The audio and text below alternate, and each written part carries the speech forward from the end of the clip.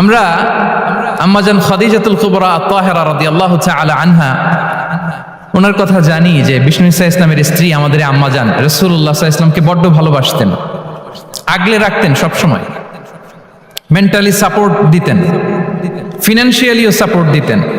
বিষ্ণু ঈসা ইসলামকে আম্মাজান খাদিজা এতই ভালোবাসতেন, বিষ্ণু ঈসা ইসলাম বলতেন রুজিকতু হুব্বাহা, আমি খাদিজার ভালোবাসাকে রিজিক হিসেবে পেয়েছি। সুবহানাল্লাহ। রাসূল সাল্লাল্লাহু আলাইহি ওয়াসাল্লাম এই শব্দটা ইউজ করেছেন, রিজিক, রুজিকতু হুব্বাহা।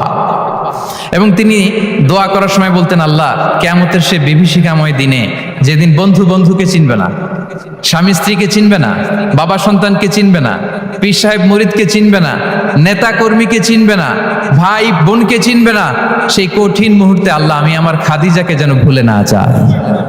রুজিকতু হুব্বাহা, খাদিজার প্রতি ভালোবাসা আল্লাহ তাআলা আমার হৃদয়ে রিজিক হিসেবে দিয়েছে। তাহলে রিজিকের সর্বোত্তম স্তর হচ্ছে পুণ্যবান স্ত্রী, নেককার সন্তান। আর রিজিকের পরিপূর্ণ স্তর হচ্ছে মহান আল্লাহ তাআলার সন্তুষ্টি। রিজকের পরিপূর্ণ স্তর যেটা, সেটা হচ্ছে রিদাল্লাহ, আল্লাহ তাআলার সন্তুষ্টি। আমার আল্লাহ যদি আমার উপর সন্তুষ্ট হয়ে যায়, আমাদের আর কিছু লাগে? আর কিছু লাগবে? এটাই তো আমাদের এক্সপেকটেশন, এটাই তো আমাদের কামনা বাসনা, এটাই আমাদের ইচ্ছা যে আমার আল্লাহ আমার উপর সন্তুষ্ট হবেন। এটা হচ্ছে পরিপূর্ণ স্তর রিজিকের। এটা যে পায় তার আর কিছু লাগে না। এবং এটা মানুষ নিশ্চিত হতে পারে যখন সে দুনিয়ার জীবনকে শেষ করে আলামুল বারজাখের দিকে যেতে শুরু করে। তখন তাকে বলা হয় ইয়া আইয়াতুহান নাফসুল মুতমাইন্না ইরজিই ইলা রাব্বিকি রাদিয়াতাম মারদিয়া ফাদখুলি ফি ইবাদি ওয়াদখুলি জান্নাতি। হে প্রশান্ত আত্মা, হে প্রশান্ত আত্মা, প্রবেশ করো, তোমার রবের দিকে চলে এসো, সন্তুষ্ট চিত্তে সন্তোষ ভাজন হয়ে আমার কাছে এসো, আমার জান্নাতে প্রবেশ করো। সুবহানাল্লাহ ওয়া বিহামদি। এই দুনিয়া ছেড়ে যখন আমরা যাব, তখন যদি এই অ্যানাউন্সমেন্টটা আমার জন্য দেয়া হয়, আমার আর কিছু চাওয়ার পাওয়ার আছে? প্রিয় ভাই এবং বোনেরা বলেন, এই আল্লাহর সন্তুষ্টির ঘোষণা যদি আমি এই পৃথিবী থেকে বিদায় লগ্নে পেয়ে যাই, আমাদের আর কিছু চাওয়া পাওয়ার আছে? ইয়া আইয়াতুহান নাফসুল মুতমাইন্না ইরজিই ইলা রাব্বিকি রাদিয়াতাম মারদিয়া। আমরা কিছুদিন আগে আমাদের সকলের প্রিয় আল্লামা দেলোয়ার হোসেন সাঈদী রাহিমাহুল্লাহ নওয়ারাল্লাহু মারকাদাহু ওয়া জাআলাল ফিরদাউস মাসওয়াহু, ওনাকে আমরা হারিয়েছি। আমি যখন ওনার শোক বার্তা নিয়ে ফেসবুকে স্ট্যাটাস লিখি, কমেন্টে আমি এই আয়াতটা লিখেছিলাম, আমি খুঁজে পাচ্ছি না যে আমি কি দিয়ে এটার উপমা দিব, কি দিয়ে ওনার বিদায়ের উপমা আমি জানাবো। আমি খুঁজে পাচ্ছিলাম না কোনো আয়াত, তখন এই আয়াতটা লিখে আমি উপমা দিয়েছি। আল্লাহু আকবার। গোটা বিশ্বের মানুষ কেঁদেছে, গোটা বিশ্বের মানুষ গায়েবানা জানাজা পড়েছে, গোটা বিশ্বের মানুষ ওনাকে অশ্রুসিক্ত বিদায় দিয়েছে।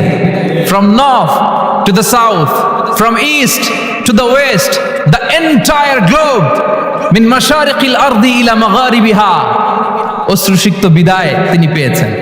এটাই আল্লাহ তাআলার সন্তুষ্টির একটা জলজ্যান্ত নমুনা। জোরে বলেন ঠিক কিনা?